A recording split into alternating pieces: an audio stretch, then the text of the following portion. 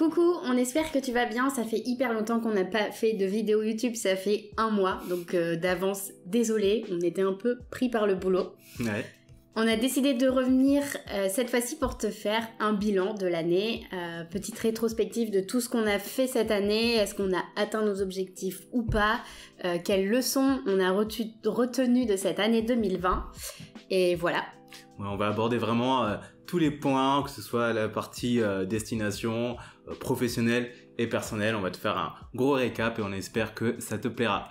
Alors on va commencer par les destinations. Quelles destinations on a faites en cette année 2020 ? Déjà il faut savoir qu'il y a 2 pays qu'on a fait principalement, puisque année quand même compliquée. On a fait principalement la France et le Portugal.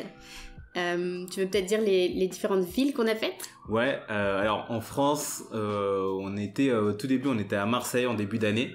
Ensuite, quand il y a eu l'annonce du confinement, bon, on expliquera un petit peu plus tard ce qui s'est passé. On aurait dû repartir en Asie, et quand il y a eu l'annonce du confinement, on a décidé de partir dans le sud-ouest. On était déjà allé l'année d'avant dans le sud-ouest, on avait bien aimé, donc on s'est dit autant être confiné dans un endroit qui nous plaît et qui a l'air sympa pour être confiné. Donc ouais. On est parti à Biarritz. Donc en gros, on était à Anglette, c'est juste à côté de Biarritz, mais on résume comme Biarritz.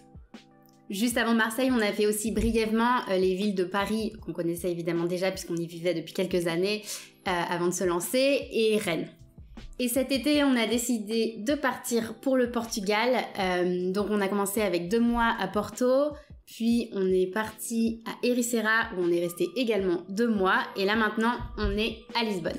Donc tu pourras retrouver, on a fait une vidéo pour Porto, le moment où on est arrivé, c'était plus le moment où on partait de Biarritz pour aller à Porto, donc tu verras notre périple et les premiers moments, les premiers instants qu'on a visité la ville. Et aussi pareil, on a fait une vidéo à Ericeira, enfin les 2 vidéos, même une plus dédiée sur l'appartement, qu'on te faisait visiter l'appartement qu'on avait. Donc ça peut être intéressant pour ceux qui se demandent typiquement le coût de la vie là-bas, quel type d'appartement tu peux prétendre. Et on avait fait une vidéo aussi quand on est arrivé en disant que Ericeira était probablement un nouveau spot pour digital nomade en Europe, et on te le reconfirme après 2 mois passés là-bas. Ce qui pourrait être cool de faire maintenant qu'on a dit les destinations qu'on a faites, c'est peut-être se dire quelle destination on a préférée et quelle destination on a moins aimé. Mais avant ça, je viens de penser qu'on a oublié, c'est qu'en ce début d'année, toi t'étais en Martinique et moi je suis partie à Montréal. C'est vrai, mais c'était très court. C'était une semaine. C'est pas non plus ce qu'on conseille comme des destinations, là c'était plus pour voir de la famille et des amis. Exactement. Donc voilà, donc en tout cas on n'a pas fait de vidéo sur ces destinations là, mais on les a faites aussi. Un point important quand même à spécifier, on n'est pas du tout dans l'idée de se dire il faut faire un max de destinations, loin de là. C'est pour ça que cette année vraiment, bon, il y a aussi eu le Covid, mais on a fait quand même juste 2 pays. Là, ça fait bientôt 6 mois qu'on est au Portugal. L'idée, c'est quand même de rester assez longtemps dans les pays où on va pour avoir le temps de s'imprégner, que ce soit de nous, nos habitudes, se créer nos habitudes, et puis bien découvrir les pays à chaque fois de fond en comble. Ouais, et puis le Portugal, même si on a fait plusieurs villes, au final c'est comme si t'étais en France et que tu disais je vais à Paris, à Marseille. Limite c'est même moins long. On prenait à chaque fois le bus, ou ça on a pris une fois le bus et après une fois le taxi. Donc vraiment top pour pas cher, et pouvoir se déplacer aussi, rester longtemps à une destination, pouvoir tester plusieurs villes, ça peut être aussi une bonne alternative au lieu de prendre l'avion et d'aller tout le temps aux 4 coins du monde à chaque fois. Alors du coup, si tu devais dire peut-être la destination de cette année que t'as préférée. Alors Biarritz, on a beaucoup aimé. En fait, c'était plus le fait qu'à chaque fois on se posait une question en disant on a pas mal de temps, on a quand même passé pas mal de temps à l'étranger. On disait le jour où on devra revenir en France, on sait pas du tout où on ira. Et là, le fait d'être à Biarritz assez longtemps, ça a un peu confirmé le fait que je pense que ce sera notre point de chute si jamais on sera amené à s'installer. Donc il y avait un peu ce sentiment de se dire ok, c'est cool, et puis peut-être que dans 5 ans on y sera encore. C'était plus ça, et c'est ça qui m'a fait bien accrocher. Ouais, et moi j'ai beaucoup aimé aussi Ericeira. Alors je te rejoins sur Biarritz à fond. Ça fait plaisir de se dire qu'en France on a enfin une ville qui nous correspond en tout cas, et d'où on peut bosser facilement, et qui a ces vibes un peu je trouve des vibes un peu de l'étranger. Ouais. Genre vraiment, je trouve que tu vis un peu au jour le jour, et il y a une atmosphère très chouette. Le surf, la mer. Ouais. Et ce qu'on a une destination, ouais, donc après il y a Ericeira, moi j'ai adoré, mais je pense que toi aussi, qui avait ces mêmes vibes. Tout tourne autour du surf, de l'océan. C'est très mignon, c'est très atypique, voilà. Donc et puis ce qu'on peut dire aussi maintenant qu'on s'est rendu compte qui est assez important pour nous, c'est bien aussi quand on n'est pas dans une trop grosse ville où il y a tout le brouhaha et qu'il se passe trop de choses, parce que je pense que dans nos business il se passe déjà pas mal de choses et que du coup on a besoin d'un endroit où on se sent bien et qui est calme, quoi. Ouais, et puis c'est assez marrant parce que là on est à Lisbonne, sur le papier c'est quand même une assez grande ville, mais en fait on fait tout à pied. Nous on a la chance d'avoir un appartement qui est dans le centre, et vraiment je pense que c'est la notion de se dire de tout faire à pied, c'est ça qui dit que c'est une ville où justement on se sent bien, on n'est pas forcément dans le métro H24 comme à Paris. Et puis en Asie on n'était pas forcément tout à pied, mais on était en scooter, et puis la route était sympa. Je crois que de toute façon on est devenu allergique au métro, faut le dire, tu vois, donc dans tous les cas moi je sais que je fais toujours tout pour ne pas avoir à prendre le métro. Je préfère marcher 1 heure que faire 20 minutes de métro. Ouais. Donc pour le coup on est ravis d'avoir pu faire ces destinations, et du coup plutôt centré sur l'Europe pour notre première année, du coup complètement en Europe. Ouais, sauf la Martinique évidemment. Ouais, et Montréal. Et si une destination que t'as moins aimée qu'on a faite cette année, ce serait quoi? On en a jamais parlé d'ailleurs. Ouais, mais moi c'est l'occasion de le faire. J'ai pas forcément d'endroit que j'aime moins, c'est plus le fait au bout d'un moment, j'ai envie de changer. Donc il y a pas typiquement Porto en arrivant, c'était hyper cool, et après c'est juste qu'au bout d'un moment tu te dis tu commences à un peu te lasser entre guillemets, mais c'est pas du fait de pas aimer. Je pense que ça aurait pu arriver, je sais pas, ça aurait peut-être pu arriver à New York en me disant que rester plus de 2 mois à New York, au bout d'un moment voilà, j'avais envie de changer. C'est ouf de dire ça, mais c'est vrai que là je trouve qu'on s'est rendu compte de ça, et c'est cool de le dire aussi dans le bilan, c'est que jusqu'à présent maintenant on reste 2 mois dans les destinations, et à chaque fois à la fin de ces 2 mois on a envie de bouger vraiment. Enfin tu te dis ouais là ça y est, t'as fait le tour en fait. On a le temps de bien faire le tour à chaque fois, et d'en avoir marre et d'avoir envie de changer. J'espère que ça nous fera pas ça partout non plus quand même, parce qu'il y a un moment ça va être chaud. Mais en même temps je trouve ça cool de ressentir ça, parce qu'à chaque fois je me dis au moins j'ai pas de regrets à partir, et j'ai hâte de découvrir une nouvelle destination et de la découvrir de fond en comble. Ouais, et quitte à retourner après dans la destination en question. Ouais, parce qu'après quelques mois, ça commence à nous manquer. Ouais. C'est ce qui s'était passé à Bali la première fois. On avait fait 2 mois, et après on est parti, et après on est retourné au bout de 2 mois après. Donc c'était un peu l'idée. Ouais, et moi, destination que j'ai moins appréciée, là, du coup, quand on est retourné à Paris, forcément, parce que, c'est abusé de dire ça, mais dans le sens où, c'était compliqué de trouver des cafés où bosser. Ceux qu'on a testés, à chaque fois, ils fermaient à 16h, où fallait partir le midi, il y avait pas le droit d'ouvrir son ordinateur et tout ça. Je sais que c'est une grande ville, je sais qu'ils peuvent pas accepter tous les travailleurs, mais toute la journée, parce que ça coûte cher et qu'ils perdent de l'argent, parce qu'on prend qu'un café ou qu'un déj, mais en fait dans toutes les autres villes qu'on a faites il y a pas de problème, donc et les gens s'en sortent, donc voilà, donc je me sens à chaque fois pas bien accueillie, et puis il y a le problème du temps, du métro. Voilà. Après Paris, je pense qu'on a un rapport un peu particulier à cette ville, c'est que moi on y a vécu moi 5 ans, toi. Moi au moins 10 ans je pense. Ouais, et donc du coup en fait on était un peu obligé de vivre dans cette ville, et on n'avait pas forcément de choses qui nous disaient ok on peut partir, alors que le fait de dire là je peux l'éviter, du coup forcément on l'évite. C'est un peu différent de dire que quand t'es obligé d'y vivre, du coup forcément tu vas pas te plaindre tous les jours en disant je déteste Paris, sinon je pense que tu deviens dépressif. Mais là on a le choix, donc du coup quand on se donne le choix, si on est en France, on est bien mieux typiquement sur la côte basque. Alors deuxième partie, on aimerait plus parler de freelancing / entrepreneuriat, tout est lié, tu le sais, pour nous.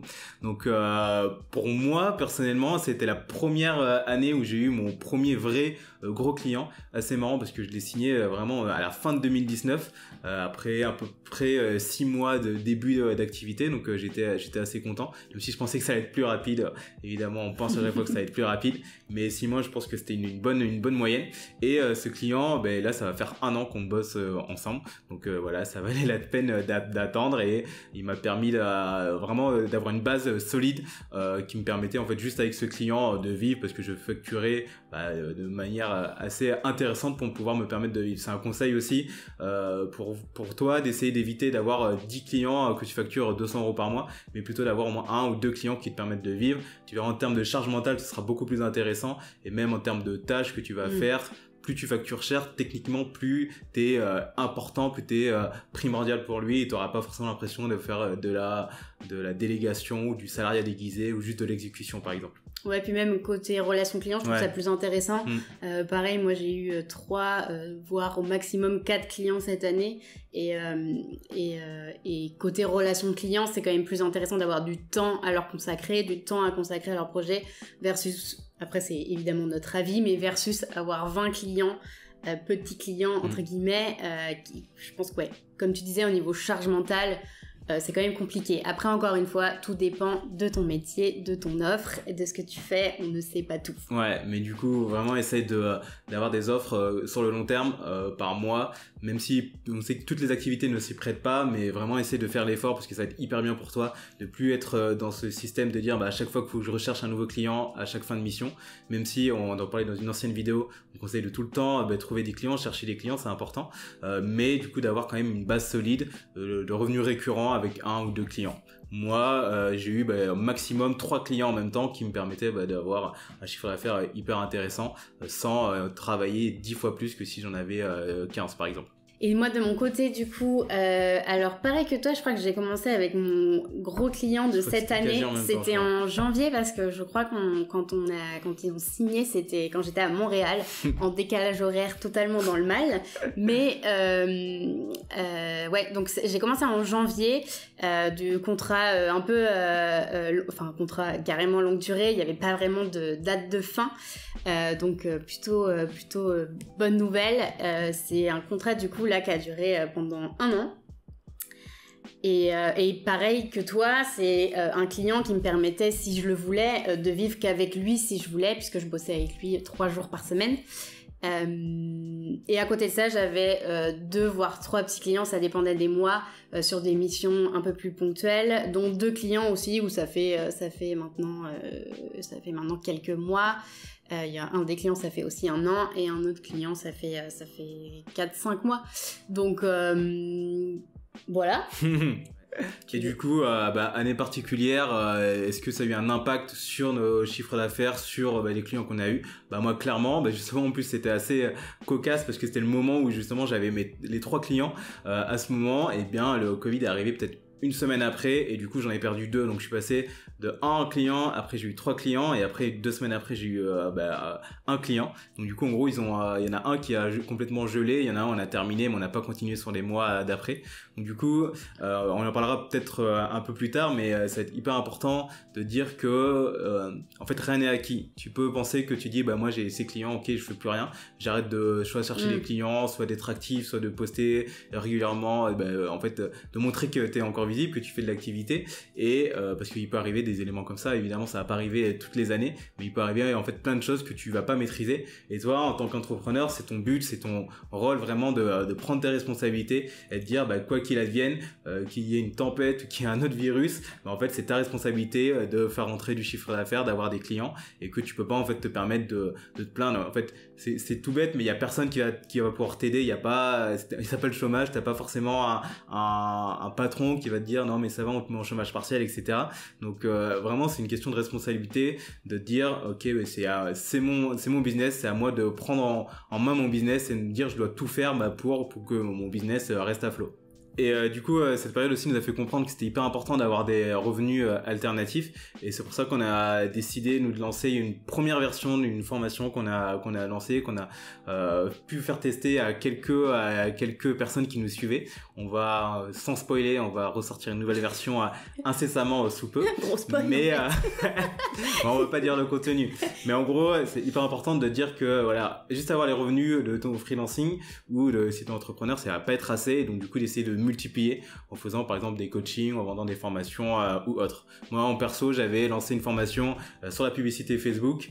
J'ai arrêté le projet parce que je me suis rendu compte qu'il n'y avait pas forcément de demande, et puis c'était assez compliqué de dire qu'en fait avec la publicité Facebook ça change assez régulièrement. De faire une formation inscrite dans le marbre, c'était plus intéressant plutôt de faire des coachings, et donc du coup moi je partirais plutôt sur ça, sur des coachings de la publicité Facebook. 3e partie, et j'ai fait 2 avec mes doigts. 3e partie, on va parler des objectifs qu'on s'était fixés. Est-ce qu'on les a atteints? Quels sont ceux qu'on a atteints? Quels sont ceux que nous n'avons pas atteint. C'est français? Ouais, oui. Ouais, ça marche. Voilà. Je ne sais plus parler. Objectif. Alors de mon côté, j'avais des objectifs financiers que je m'étais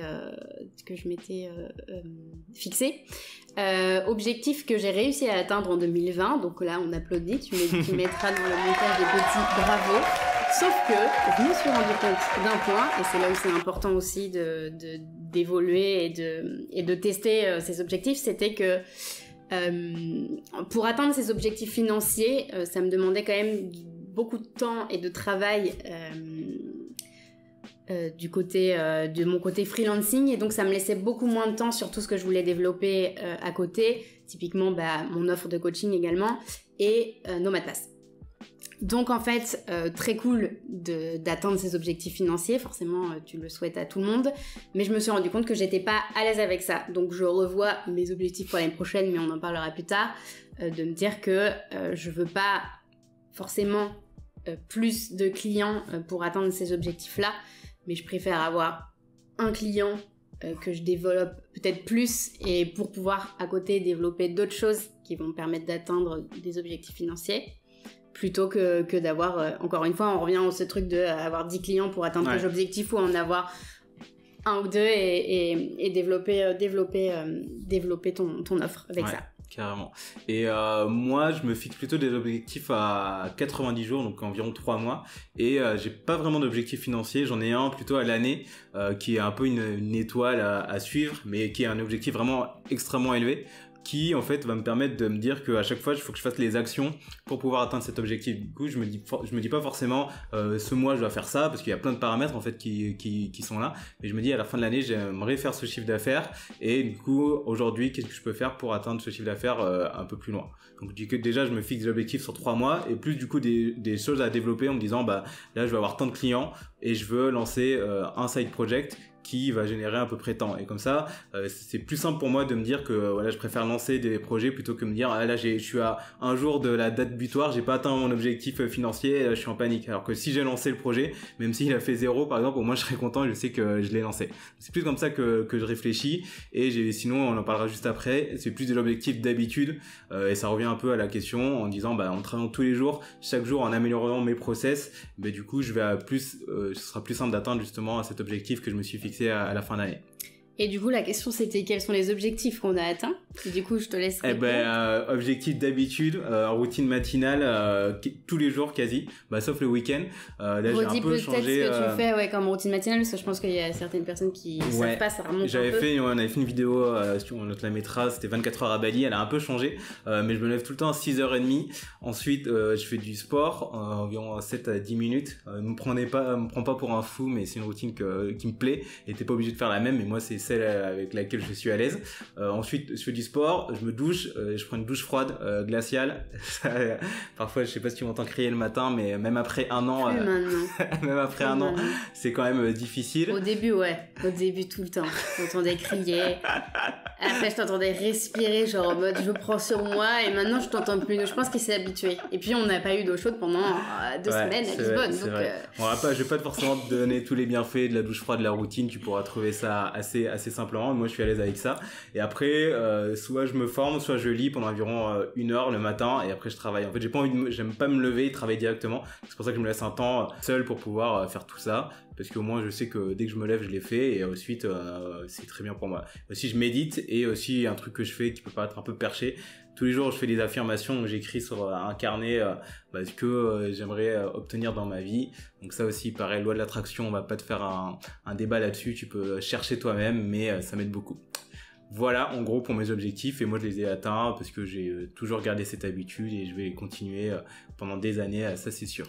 Alors après, objectif qu'on n'a pas atteint, moi c'est plus personnel, mais de toute façon tout ce qui est personnel a un impact sur le professionnel, on est d'accord, puisque moi c'était de reprendre une activité sportive de manière régulière.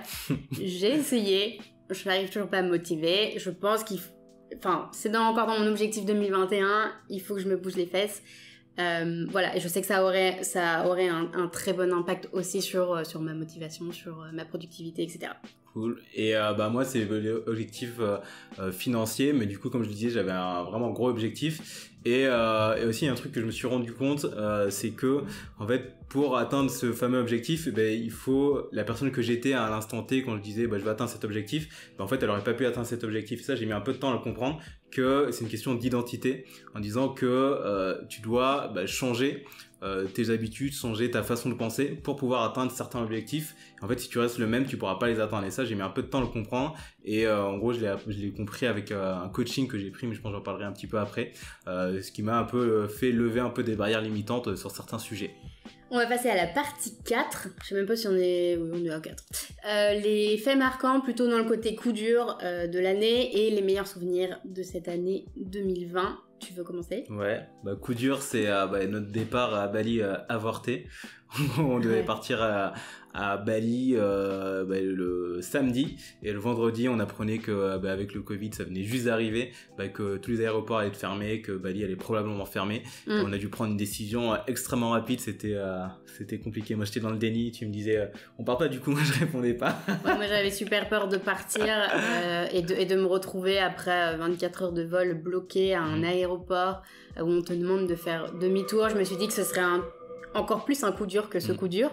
Donc j'ai préféré carrément qu'on annule pendant qu'il était encore temps.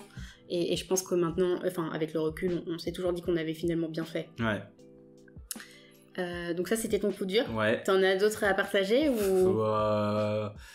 Non, après il y a eu des moments moments flottement où je prospectais vachement, j'avais pas forcément de retour, et des moments où je me suis un peu laissé aller. Surtout j'ai atteint plus ou moins un palier et après je me suis un peu reposé, et je pense que ça m'a un peu porté défaut, et je mettais un peu l'excuse sur le fait que c'était le Covid, en me disant que l'activité de tout le monde allait être freinée, etc. Et quand j'ai réussi à switcher, je pense que c'est lié aussi au coaching que j'ai pris. Là j'ai eu beaucoup plus de clarté, et depuis maintenant ça roule comme sur des roulettes. Ça roule comme sur des roulettes, ça se dit. Ouais, je crois que c'est ça. Ça va comme sur des roulettes. Je sais plus. Ouais, et du coup j'ai pivoté de niche, et du coup j'ai beaucoup plus de clarté mentale, et ça m'aide beaucoup plus au quotidien. Je vois beaucoup plus clair, et j'ai une vision sur les 3 prochaines années, alors qu'avant j'avais un peu du mal à me projeter dans les 3 prochains mois typiquement. Moi, coup dur, ça a été en cette fin d'année. Alors évidemment, il y a eu aussi Bali, ça a été un coup dur. Je crois même que j'ai pleuré, si je me rappelle bien. Ça a été un coup dur parce que c'est vrai que tu prépares ces voyages-là, tu prépares un peu, c'est un peu loin. Et puis tu visualises aussi un peu, tu t'y vois, surtout quand c'est l'hiver en France. Ouais. Bref, passons ce passage. Au final, comme j'ai dit, c'était très bien et ça nous a permis de faire plein d'autres choses. Coup dur, c'était en cette fin d'année où j'ai appris que mon fameux client avec qui je bossais 3 jours par semaine, donc quand même mon client principal, que le contrat s'arrêtait. Ça a été un coup dur parce que je l'ai pas du tout vu venir. Je l'ai pressenti, mais je l'ai pas vu venir, et pour moi en effet c'était quelque chose qui était acquis, et donc ne jamais se dire que c'est acquis, encore une fois. Ça c'est vraiment le risque. Et ça a été un coup dur parce que j'ai remis beaucoup de choses en question. Je m'étais pas préparée psychologiquement, je pense, alors que maintenant je le suis parce que du coup je me suis posé plein de questions et j'y ai répondu. Donc ouais, c'était un coup dur parce que je me suis dit ok, alors attends, ok, je vais avoir du temps, mais comment je vais faire pour vivre en 2021? Est-ce que ça annule tous nos plans aussi de nomadisme, parce que voilà, si t'as prévu de partir au Mexique, à Bali ou je ne sais où, même si c'est pas forcément possible, voilà, il faut quand même un peu de sous pour payer tes billets d'avion, tes logements. Donc voilà, donc je me suis posé beaucoup de questions sur comment j'allais faire, et ce qui a été très dur, mais je pense qu'on fera peut-être une vidéo dédiée là-dessus parce que c'est intéressant, c'était le fait que avec ce client, ça faisait 1 an qu'on bossait ensemble et qu'on avait mis plein de choses en place ensemble, qu'on a construit vraiment le projet ensemble, et que à partir de cet été, ça commençait pour moi à être vraiment un client idéal où bah voilà, tout ce que j'avais prévu se faisait, et ça se déroulait très bien. Et voilà, il y a une grande confiance qui s'est créée, etc. Donc voilà, je pense que ça, en effet, ça a le mérite de faire une vidéo exprès où on dit que faire dans ce genre de cas quand tu perds ton gros client et comment prévoir la chose, parce que je l'ai vécu et que je peux en parler et que maintenant ça va très bien et que c'est normal de pas se sentir bien sur le moment dans tous les cas, mais c'est juste qu'il y a des façons de préparer ça et de le vivre forcément d'une meilleure manière que je l'ai vécu. Ouais, on va pas rabâcher, mais clairement assurer ses arrières en disant qu'en fait il faut toujours être en recherche de clients, parce que voilà, ça peut arriver, et puis du coup pas tomber des nues en disant je sais plus comment faire pour trouver de nouveaux clients. Toujours avoir au moins un système en place, soit contacter des personnes, soit prospecter à froid, soit même si tu as du travail tous les jours, c'est pas pour autant qu'il faut t'arrêter. Et c'est un peu l'erreur que j'ai faite, donc en disant qu'il n'y avait pas de raison que ça s'arrête, parce qu'on se dit toujours un peu dans la tête, il n'y a pas de raison que ça s'arrête, tout se passe très bien, ils ont besoin de moi, machin. Mais tu sais pas, du jour au lendemain, en effet, il peut y avoir la Covid, il peut y avoir plein d'autres choses qui se passent, un rachat, il peut y avoir... Et voilà. Donc tu peux pas savoir, même si ça se passe très bien, même si t'as tout fait pour que ça continue. Typiquement, moi, j'essaie de prendre 1 à 2 jours par semaine vraiment pour prospecter, trouver des clients, soit écrire des articles, en fait avoir un système en place pour me dire je sais au moins trouver des clients, même si ça va pas prendre du temps, pas me retrouver des nues et me dire j'attends que les clients me tombent dessus. Et pour moi, meilleur souvenir de cette année, alors c'est plus côté nomadisme du coup, mais bon, encore une fois, l'un ne va pas sans l'autre, enfin pour nous en tout cas. C'est quand on est parti de Biarritz, alors j'étais très heureuse à Biarritz, il n'y a pas de souci, cet été pour partir encore digital nomadé à Porto. Là j'ai senti un truc, une joie en moi énorme, j'avais l'impression de revivre, de pouvoir... c'est excessif. Non, ça va. De pouvoir... Non, mais en fait j'avais très envie de découvrir le Portugal, Et puis il y a un côté rassurant d'être en Europe aussi, et puis voilà, j'étais contente après toute cette période où on a tous été enfermés, de me dire que je pouvais reprendre les petits voyages quoi. Du coup on a décidé de te faire une partie aussi où on te parle de la leçon que nous on a tirée de cette année 2020 et donc avec nos meilleurs conseils. Donc forcément ça découle de tout ce qu'on vient de dire. Moi si j'ai une leçon à tirer de cette année, c'est que en effet ta vie elle peut être chamboulée entre guillemets du jour au lendemain, et donc il faut que tu t'y prépares. L'exemple encore de mon client que j'ai perdu, du jour au lendemain tu peux perdre ton client principal ou tous tes clients, ou que ton business, si par exemple là aujourd'hui t'étais un restaurant ou t'étais dans l'événementiel et qu'il y a une pandémie, voilà, donc il faut tout prévoir, enfin il faut prévoir des plans A, B, C, D, E, F.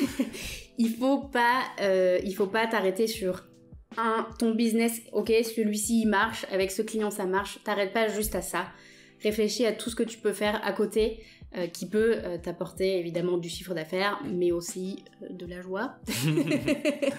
Ouais, donc moi on l'a déjà dit un peu, mais vraiment faut savoir s'adapter. C'est hyper important de savoir prendre ses responsabilités, d'être résilient aussi, c'est un mot qui est beaucoup utilisé dans l'entrepreneuriat, de savoir en fait faire face aux difficultés. On dit pas de nier les faits qui sont compliqués, on n'a pas nié le Covid, Jeanne n'a pas nié quand elle a perdu son client, mais essayer de dire vas-y je vais pas déprimer pendant 1 mois et demi et direct je me mets à l'action en disant quelles sont mes options, qu'est-ce que je fais et comment je peux sortir le plus rapidement possible en fait de cette situation. Donc ça c'est vraiment la clé.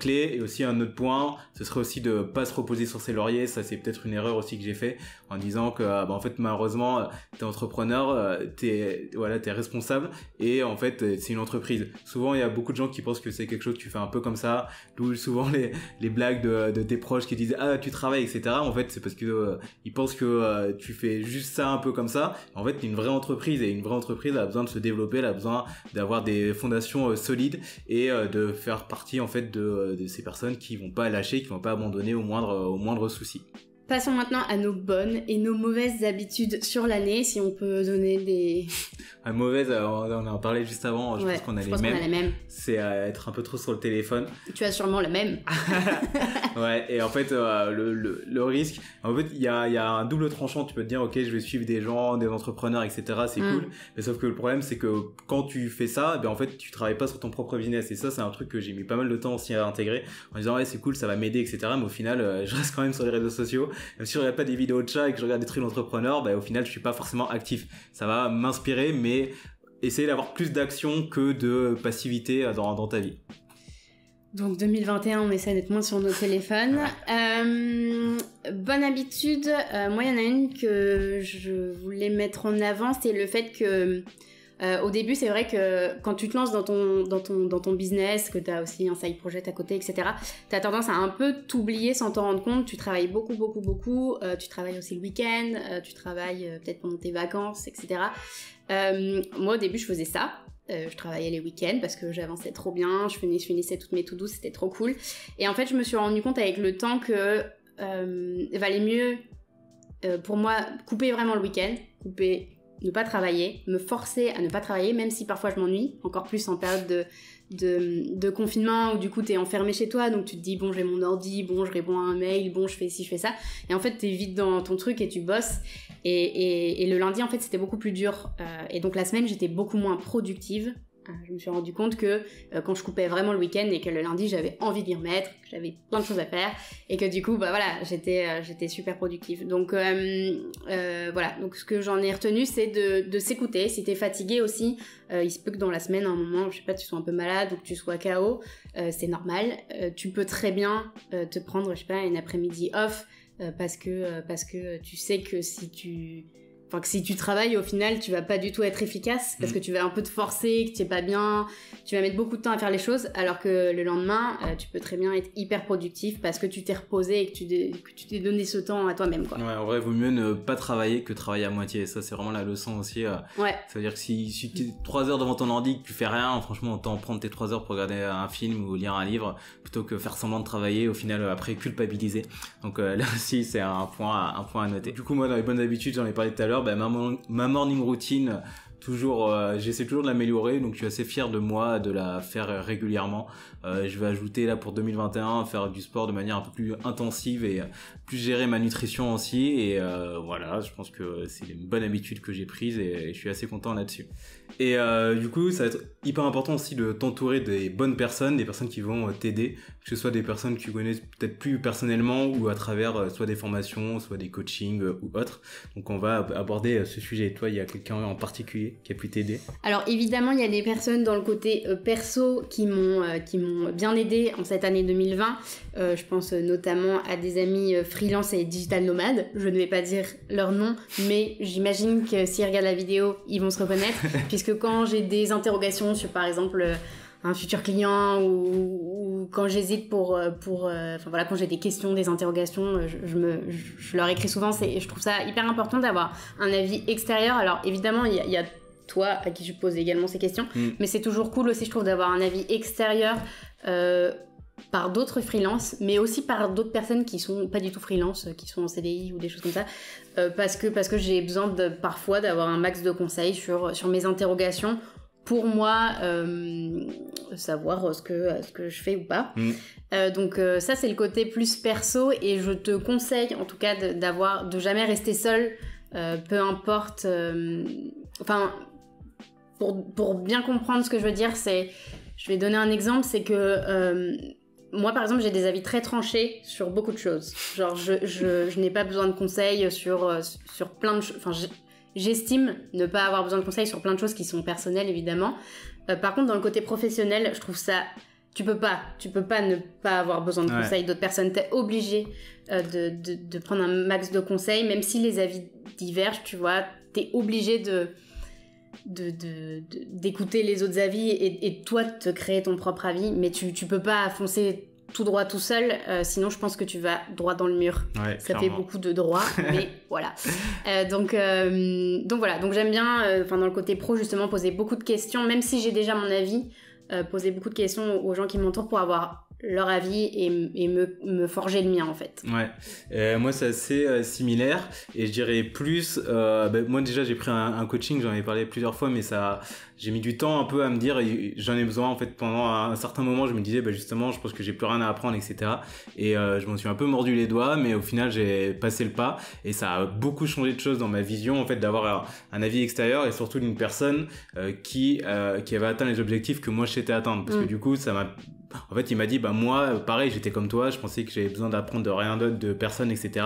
Et me dire, si tu veux atteindre cet objectif, en fait, il faut que tu te transformes toi, que tu as des idées, certaines idées que tu dois enlever. Par exemple, il y avait une idée toute bête, c'était que pour atteindre un certain palier de chiffre d'affaires, il fallait que je travaille 2 fois plus. Et donc, du coup, je freinais un peu, parfois je m'auto-sabotais en disant, en fait, moi, j'ai pas envie de travailler 2 fois plus. Et lui, il m'a dit, mais en fait, c'est pas du tout lié, tu peux gagner peut-être 3 à 4 fois plus qu'avant en travaillant moins, c'est juste que tu dois mettre en place des systèmes, tu dois peut-être déléguer, ta prospection, tu dois changer certains éléments. Et en fait, ça m'a permis de voir un peu plus clair et de surtout sortir des pensées limitantes qui m'empêchaient. Exactement, qui m'évitait de... parfois je m'auto-sabotais alors qu'en fait c'est juste que je pensais quelque chose qui était pas forcément la bonne chose à penser. Ça c'est un truc aussi hyper important, les croyances limitantes.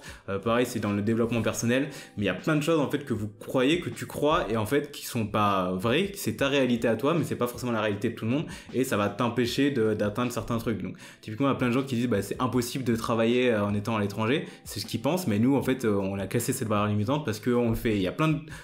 dès que tu vas avancer, on le fait en envie. Il y a plein de gens qui ont dit je sais pas, ils vivent de leur blog ou ils vivent chichement, etc. Et en fait ça c'est des trucs que tu crois, c'est pas forcément vérifié, mais plus tu vas parler à des personnes qui ont atteint, qui ont cassé ces barrières limitantes, ça va te permettre de les casser toi-même et puis au final d'avancer. Et c'est comme ça que tu vas voir plus clair, surtout que tu vas avoir un business qui avance de plus en plus. Et alors moi de mon côté, dans le côté coaching aussi, je me suis fait aider par Aline de The Bee Boost, que tu dois sûrement connaître, avec sa formation qui a duré 3 mois, que je n'ai pas fini, puisque c'est tu le fais un peu quand tu veux, que je n'ai pas encore fini, mais déjà c'est quand même c'est aussi une petite fierté de mon année d'avoir sauté le pas et d'avoir enfin pris le temps pour moi avoir pris le temps de m'autoriser à prendre le temps de me former. C'est vrai que je trouve que quand t'as déjà tes clients et tout ça, t'oublies vite de prendre du temps pour toi. Ouais, alors c'est vraiment important de se former. Se former, c'est vraiment hyper important. En fait, on a souvent tendance à croire qu'on est le meilleur ou qu'on sait ce qu'il faut faire ou qu'on n'a pas besoin d'aide. Et ça, pareil, c'est un peu un regret en me disant, vas-y, moi je vais faire mes trucs à ma sauce. Qu'en fait, en te formant, tu vas apprendre de quelqu'un qui est déjà passé par là, ou même dans les livres. Se former, c'est pas forcément payé. Regarder des vidéos régulièrement. Des vidéos YouTube. Nous, par exemple, d'autres personnes. Lire des biographies, ça va t'aider à te dire qu'en fait, il y a des gens qui ont eu des moments de galère mais genre hyper intenses, alors que toi en fait ce que t'as eu c'est niet, c'est rien. Bref, donc vraiment avoir cet avis extérieur et pas hésiter à payer, même si c'est compliqué aussi au début de se dire vas-y je vais payer. Mais moi typiquement le coaching je l'ai fait avec mon frère, on a payé 600 € pour 1 heure, et en fait de l'extérieur tu peux te dire que c'est ouf, c'est hyper cher, mais en fait ça a complètement changé ma vision, et c'est investir dans ton avenir. Ouais, clairement, et dans 6 mois je sais très bien que ça sera rentabilisé x10, parce que là j'y vois beaucoup plus clair. Pour finir cette vidéo, je propose qu'on définisse en un seul mot notre année 2020. Allez. Moi, du coup le mot c'est identité, et je pense que maintenant tu comprends un peu pourquoi je dis ce mot. Mais en fait c'est peut-être métaphysique pour certains, mais plus tu vas avancer, plus tu vas lire des livres sur le sujet, sur la loi de l'attraction, etc., plus tu vas te rendre compte que en fait la personne que tu es maintenant pourra pas atteindre les objectifs que tu t'es fixés, qui sont en fait complètement différents de ta vie que tu as actuellement. Typiquement faire du sport, moi c'est un truc que j'aime pas. J'aime vraiment, et là je me suis dit ok, en 2021 je vais changer mon identité et je vais passer d'un mec qui aime pas le sport à quelqu'un qui aime le sport. Et en fait si je veux avoir le corps... J'avais pas compris le mot identité. Ouais, mais c'est hyper compliqué, franchement c'est hyper métaphysique, mais quand t'as compris ça c'est ouf. Il y a plein de trucs que j'aimais pas faire, genre typiquement se lever tôt. Il y a plein de gens qui disent j'arrive pas à me lever tôt. En fait c'est l'identité actuelle qu'ils ont, ils disent moi je me lève pas tôt, c'est moi, c'est comme ça que je fonctionne. Alors qu'en fait tu peux triquer ton cerveau en disant j'aime me lever tôt, ça va être dur, et au bout d'un moment tu vas devenir une personne qui aime se lever tôt. Moi me lever à 6h30, c'est pas un truc qui est venu comme ça. Avant je détestais me lever, le matin je traînais vachement longtemps au lit, et maintenant je me lève tout le temps parce que je suis passé d'une personne qui traînait au lit à quelqu'un qui aime se lever tôt. Voilà. Donc changer d'identité, lisez un petit peu sur le sujet, peut-être qu'on mettra des ressources en bas, mais c'est hyper important ce sujet. Voilà. c'était hyper métaphysique pour conclure, mais ça change la vie. En vrai, ça change la vie. C'est-à-dire que tu peux être une autre personne. À toi. Non, je disais pas et moi, c'est juste que j'attendais que tu me poses la question. Et toi Et moi, le mot 2020, alors ça découle aussi, mais je pense que c'est plus simple que Ludo. Ça partait loin quand même, ce mot. Mais moi, j'avais pas compris, mais c'est hyper intéressant. Moi, c'est plus le mot rebondissement, mais je pense que du coup, c'est plus logique par rapport à tout ce que j'ai dit avant. Aucun jugement sur ton mot, qui est très bien. Rebondissement, apprendre à rebondir en fait. Encore une fois, je veux pas radoter, mais voilà, du jour au lendemain, il peut se passer des choses. Il faut que tu apprennes à rebondir et de manière positive pour pas finir dans ton lit à pleurer pendant 2 mois, quoi. Clairement. Et voilà, du coup... Fin de cette vidéo. Voilà, c'est long, mais on espère que ça t'a plu. Tu peux la regarder en plusieurs fois si tu veux. Note où tu t'es arrêté, mais de toute façon, si t'es là, ça veut dire que tu l'as regardé en entier. et ça peut être sympa que tu fasses le même exercice que nous. Tu peux noter peut-être les parties qu'on a faites et y répondre de ton côté. Même personnellement, c'est hyper important. Nous, on le fait aussi pour te donner... alors pour nous, mais aussi beaucoup pour toi, pour te donner un peu tout ce qu'on a appris de cette année et pour que tu essayes de faire la même chose. Dis-nous, si t'as envie de le faire, ça peut être hyper intéressant de nous dire en commentaire ce que t'as appris toi de ton année 2020 et peut-être parler rapidement de tes objectifs pour 2021, si tu as envie de les écrire quelque part et que un an après tu retournes voir la vidéo, tu regarderas les commentaires et voir où tu en es.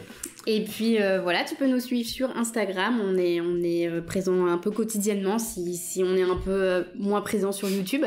Ouais, et après pareil en description on a toujours un cours pour t'accompagner, ça va évoluer mais tu peux déjà suivre ce qu'on nous propose maintenant, ça va t'aider. On te souhaite une très bonne fin d'année 2020 et passe de très belles fêtes, on te dit à très vite. À très bientôt. Salut. Salut.